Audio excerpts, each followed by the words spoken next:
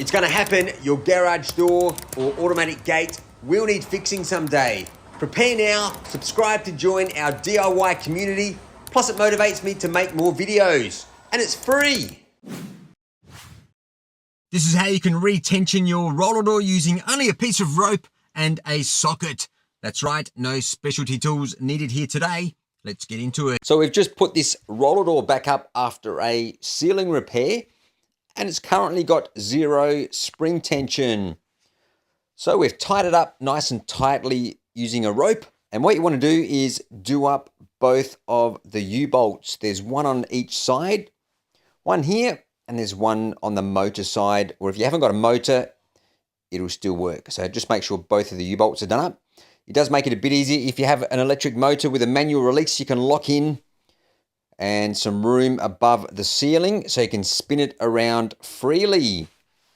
So that's the main thing that you want to look for to make this job easier. So tie your door up nice and tightly with a rope. And what we're going to do, we're going to spin it forwards 2 times. So that's 1 spin. And here goes the 2nd spin. So now we've pre-tensioned the roller door perfectly. We've got the bottom rail sitting just here in front of us. If we let that go, you notice it's got plenty of tension. Now, if you've got the electric motor, lock it in and that will keep the door stable. If not, get a friend to help you hold it, or put a bit of timber in the end of the door. That'll stop it rolling around. So now we've pre-tensioned the door. It won't go anywhere. It won't spring out. We can undo our rope, or tie down strap is another option as well that we've used. And that's it. Your roller door is now pre-tensioned, ready to use. So let's put these tracks back on. We've got the bottom bolt already into the wall. Let's get the top half of the tracks on properly, and we'll bolt those in as well. These are already pre-drilled. We're just putting back an existing roller door. So we'll just tuck those tracks back onto the edge of the door. And you want about 2 to 4 millimeters of gap is nice at the top.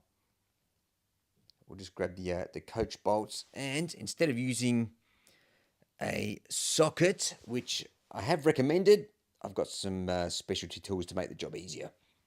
So these are an 11 millimeter coach bolt. So I'm just doing it the quick way and using my impact driver with an 11/16 driver bit. But yeah, all you really need is a socket. Generally, all your bolts would be 13 millimeters or 11 millimeters, depends what model roller door you've got. Now we can just release the motor on this automatic roller door and check the balance, which is fantastic. We've got an awesome running roller door, all tensioned up just by using basic tools and some rope. If you've got your specialty tools, like some Stilsons and an impact driver, even better. Now check out our other videos for more garage door tips. I'm that roller door bloke, thanks for watching.